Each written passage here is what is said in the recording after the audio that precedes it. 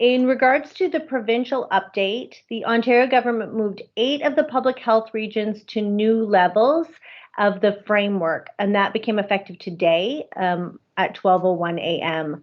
But Niagara region remains unchanged at this point. We continue to be in the red control zone of the strengthened provincial framework.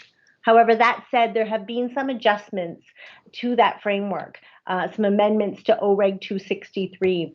The government has adjusted our dining capacity limits at restaurants, bars, and other food and drink establishments, and that's for regions in gray, red, and orange levels. That became effective Saturday at 12:01 a.m. So they announced it Friday, but it almost immediately became effective. For regions in orange and red, capacity limits for indoor dining were adjusted. So now it allows for up to about 50% of the indoor dining area to be accessible to the public. And that's still subject to physical distancing rules of at least 2 meters from every other person in the establishments. The total occupancy can't exceed 50 patrons in red control, which we are in, or 100 patrons in orange restrict. So that 50% capacity is determined by taking the total square meters of the indoor dining and then dividing that number by 2 and rounding the result down to the nearest whole number. Other measures for dining in red control include limiting the tables for indoor dining to members of the same household. There are exemptions, though, for patrons who live alone and their caregivers. And also that the establishments have a sign posted in a location that's visible to the public and that states the maximum capacity or number of patrons that they're permitted to operate under. So the provincial changes were abrupt.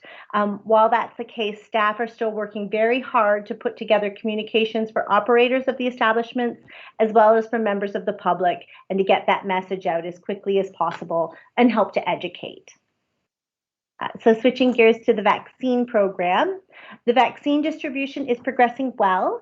The vaccine clinics in Niagara have started, and that began with the first clinics operating March 18th, and it will be through to March 23rd at the McBain Community Center in Niagara Falls. So according to Niagara Region's website, effective today, there were 16,897 doses that have been administered by Niagara Public Health so far. And of course, that the total is well over 37,000.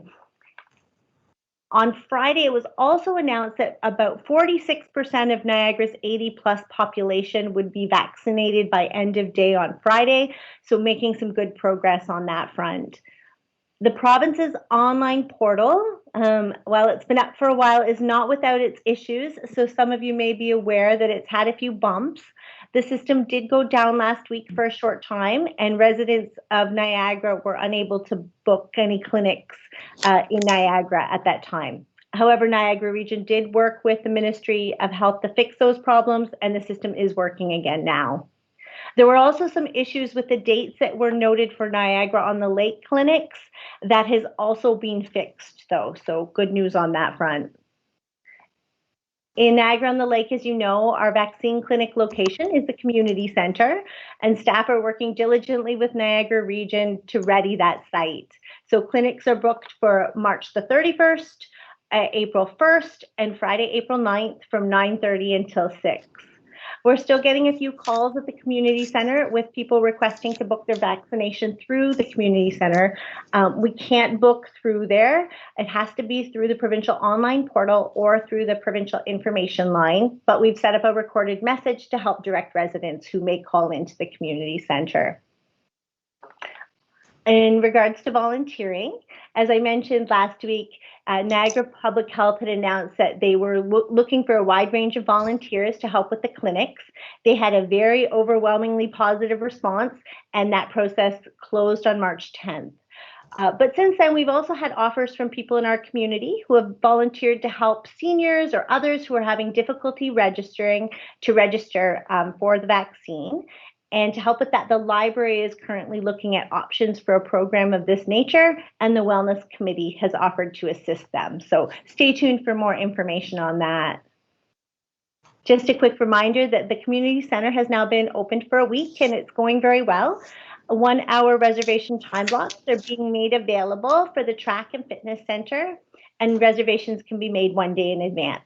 So hours again are Monday to Friday from 7 a.m. to 9 p.m. and Saturday and Sunday from 9 till 5. Things are going very well so far. Few announcements in regards to funding opportunities through other levels of government. So I'll just tell you a couple. On March 16th, they announced the Community Building Fund. So the province is investing $105 million to support nonprofit tourism, culture, sport, and recreation organizations. And it's to help nonprofits and municipalities recover from the impacts of COVID-19 and meet community needs. So there's 2 streams available. Municipalities are eligible for the second stream, and that stream has $50 million in capital funding that will go to municipalities and not-for-profits for sport and recreation facility infrastructure repairs. The fund's capital stream is not opening until later in 2021, so we continue to monitor it, and we'll come back with additional information when we have it. On the 18th of March, they announced the temporary wage enhancement for personal support workers that was set and is extended to June 30th, 2021. So that's to help stabilize, attract, and retain the workforce to help provide care during COVID-19.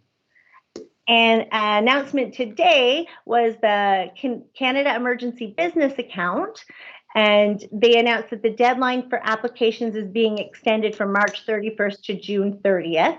So this is for businesses, and the deadline applies to any new applications of loans for $60,000 or to new applications from businesses that already received a $40,000 loan from the program previously and are applying for an additional $20,000.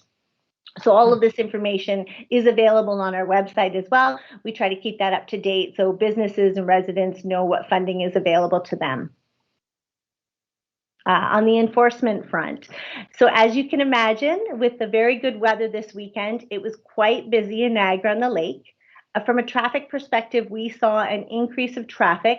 The total of incoming cars on Saturday and Sunday was 11,200. So to put that in a little bit of context for you, the average so far for weekends since the beginning of the year is about 5,000 to 6,000 of incoming cars over the weekends. And if you compare it to the time period between July and September of last year, it ranged from about 12,000 to 15,000. So you can see we've had quite a significant increase as a result of the good weather. From Bell Media, we have data that tells us the quantity of cell devices entering Niagara-on-the-Lake and which geographic areas they're coming from. So there were 15,400 devices in total that entered Old Town from outside of Niagara-on-the-Lake. And to break that down for you, 72% are coming from Niagara region, 10% are coming from Toronto, and 7% from Hamilton, and the remainder just dispersed. For the outlet malls, there's about 9,300 devices entering outlets from outside Niagara-on-the-Lake. Similar percentages where we have 77% coming from Niagara region to Niagara-on-the-Lake, 6% from the GTA, and 5% from Hamilton. So for bylaw enforcement, they issued over 100 parking tickets this weekend, which is usually what we see in the summer months.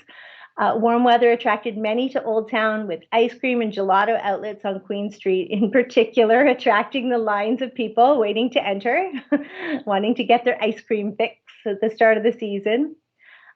Bylaw officers did not note any violations. However, their efforts will be made to remind business owners of their responsibility to address the physical distancing and the use of masks. To date, Regional Bylaw has been assisting the town with monitoring activity at the outlet collection. However, regional activities are challenging their ability to provide regular support. In response, town staff will be reviewing and scheduling officers to ensure that we have the appropriate coverage. With the quick change by the province on Friday, staff are reviewing and determining how best to educate the restaurant owners and enforce those new changes. And we're working on a media release, which will go out tomorrow, as well, working with business owners on education. As you can imagine, it's been very challenging as we're still trying to tie up changes to the retail sector and doing the backlog of short-term rental inspections. There are seasonal bylaw officer or enforcement officers that have been hired, and you'll see that on our bylaw appointments tonight. They're starting on April 26th or earlier if possible. However, just so you're aware, those particular enforcement officers are for parking enforcement. So we're still looking at the ambassador program to see how they might be able to help out with some of the enforcement issues. And of course, a reminder that I give every week is just that community members looking to report any contraventions are asked to do so through covidcomplaints@noddle.com. And last, I like to end, as you know, with some good news. So the customer service survey did go out on Friday, and that will be closing on April 2nd. Results are just going to assist us in making any service adjustments that are needed to make sure we're delivering excellent customer service and that the changes we've made as a result of COVID are working well. We're also preparing a video for the vaccine clinics so that folks can go on and see what the setup looks like and have a little walkthrough in advance of arriving there, just so they know what to expect. Not everyone prefers a video message, so we're also doing a recorded message with similar information that will be at the community center for those who prefer to learn about what's going to happen in that method instead.